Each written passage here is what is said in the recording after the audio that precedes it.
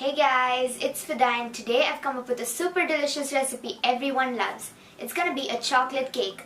We're gonna make this chocolate cake without oven in a frying pan. A frying pan is something that everyone has at home, so you don't have to freak out saying that I don't have an oven. You can easily make this in a frying pan. So basically, we have one chocolate cake batter, which I'm going to show you in this recipe today. It's going to be an eggless batter in which you're going to use condensed milk. You can replace the condensed milk if you don't find it with some curd. But you might want to increase the amount of sugar. Once the cake is ready, we're going to frost it. I'm going to frost it with chocolate whipped cream frosting, which I've already posted a video on, so I'll leave a link in the description down below. It's super delicious. So go check that out. Once you've frosted the cake, I'm going to use piping tips and decorate the top of the cake along with some ganache. So it's super easy, decorate it the way you want, and it's going to be super delicious. So let's get on to making this.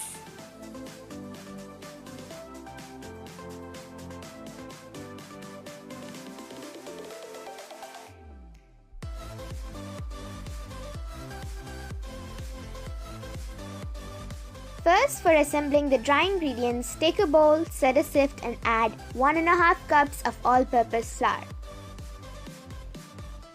I'm just gonna sift my flour at first because my sift is a bit small and I don't want to overload it. Then add in 3/4 cup of powdered sugar,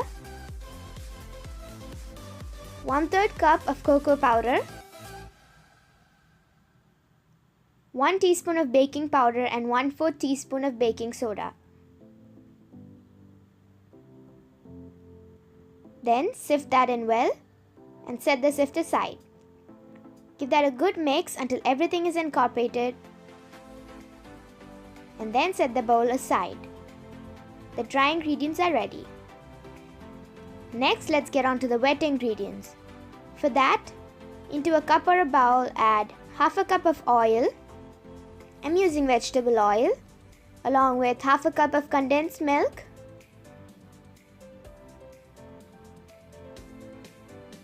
you can substitute the condensed milk with curd.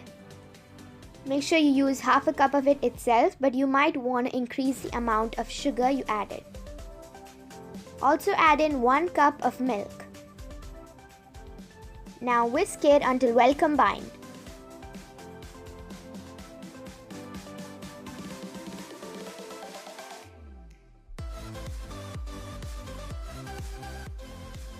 Once the wet ingredients are well combined, let's set it aside.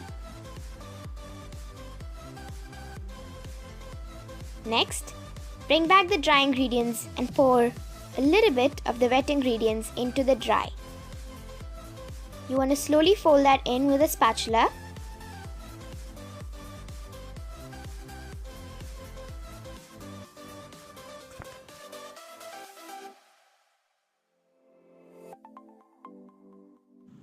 And once you've folded in the first part, add in the second part of the milk. Again, fold it in really well and add in the rest of your milk. Now you want to keep folding it and mixing it until you get a really smooth batter like this. This batter is really smooth and glossy. It's in a really thick ribbony consistency. At this point, let's set the batter aside and get on to frying it.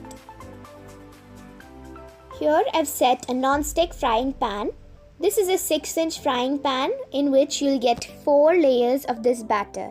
Some people would like to prefer using 8-inch frying pans, but if you're using that, you will get 3 cake layers. You can go ahead and use an 8-inch pan also.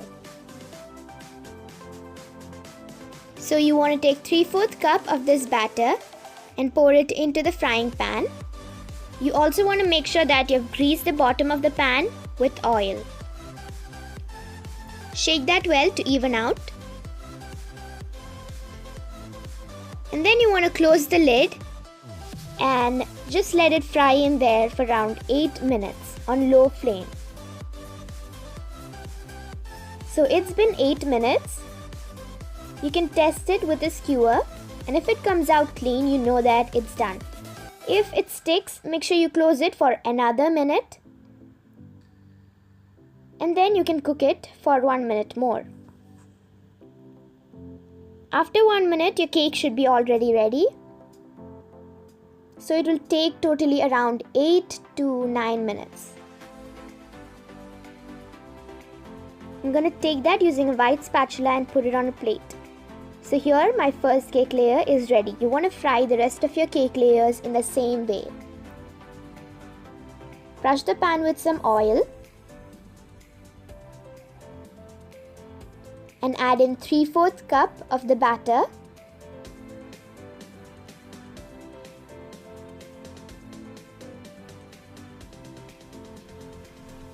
Just give that a small shake to even out. Close the lid and cook again for around 8 minutes. Make sure it's on low flame. And after 8 minutes, open the lid and test it with a skewer whether it's properly cooked.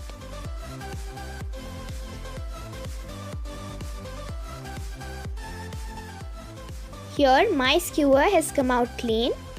So I'm going to take the cake out of the pan. Make sure you use a white spatula or else the cake will tear off.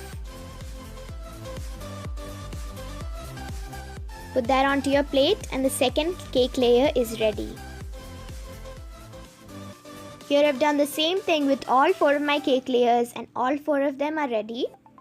Now you can set it aside so that it completely cools. And once your cakes have completely cooled, you can trim off the sides.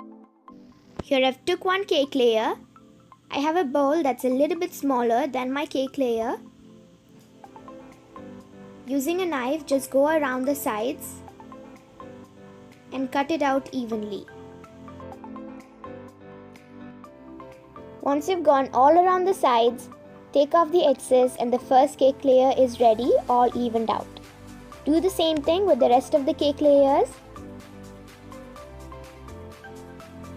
Take off the excess, the second cake layer is ready. Repeat it again.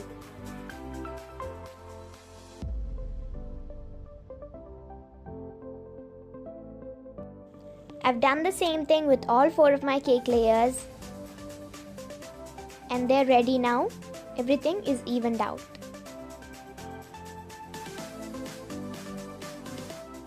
Here I've also prepared my chocolate whipped cream frosting. I've already uploaded a video on this recipe, so if you want to go check it out, I'll leave a link in the description down below. Next, let's start frosting the cake. For that, take your turntable, put a small dollop of frosting on the bottom and keep your first layer of cake.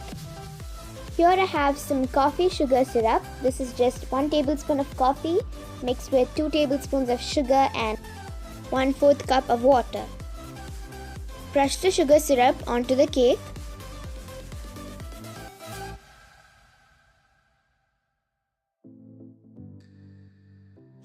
And once it's done, add in a nice dollop of frosting. Spread that out all towards the sides and everywhere. You want to even it out really well. Then keep your second layer of the cake and repeat the same thing. Brush on some coffee sugar syrup and then frost it. Keep a nice dollop of frosting and even it out towards the sides. Keep the third layer of the cake. Again brush on some coffee sugar syrup. Add a nice dollop of frosting. Even it out towards the sides. And then keep your fourth layer of the cake. Brush on some sugar syrup.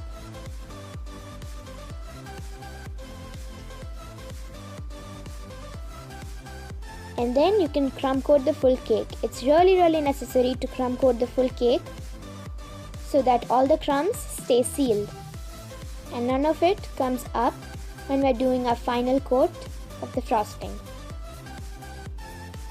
So make sure you crumb coat the cake really well. Crumb coat is just a thin layer of frosting that will seal up the crumbs and keep it in place. Now the cake is crumb coated really well. I'm going to keep this in the refrigerator for around 1 hour so that it completely cools. Now the cake is out of the refrigerator after 1 hour, and now you can start doing the final layer of the frosting. Be careful so that you don't pop up any crumbs, and just frost it in the way you like it.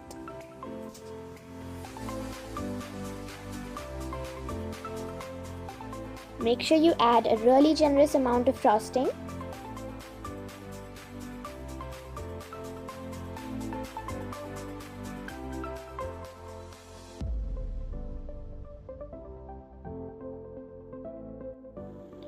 And then even it out as much as you can.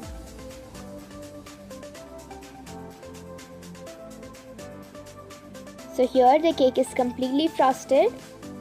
I'm going to keep this in the refrigerator for 2 hours until it's completely cooled. And after 2 hours you can start decorating the cake. Here I have a Wilton 21 tip, and I'm going to draw a border around the side. So apply pressure and then release it when you come to the end. Do the same thing until you've bordered the cake fully. I'm going to do the same thing in the bottom part of the cake also.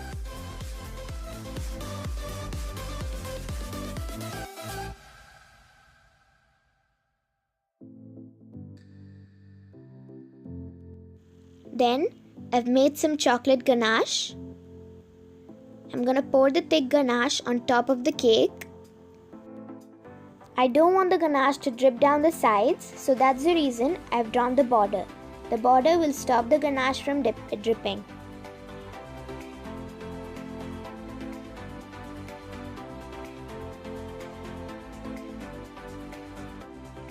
Pour enough ganache and spread it all over the top of the cake. Make sure it's totally evened out. You can decorate the cake in the way that you like.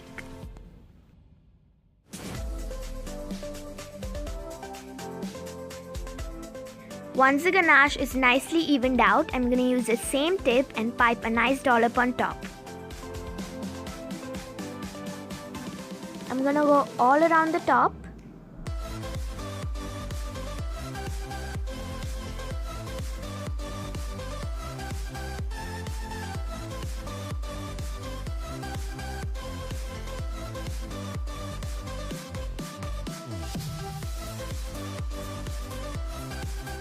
And then I'm going to do one on the middle also.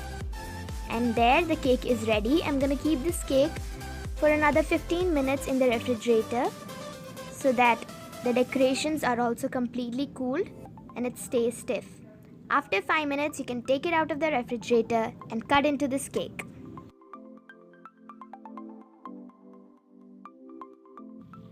This cake looks gorgeous and it tastes even more better.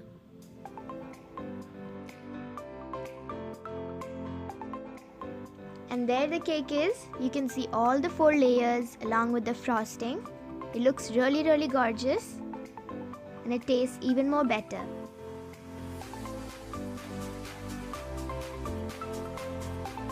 By seeing itself, you can understand how moist and how tasty this cake is gonna be. Thank you so much for watching. Hope you liked it, and if you did, please don't forget to give me a big thumbs up down below. Also subscribe to my channel if you haven't yet. Thanks once again, and bye-bye.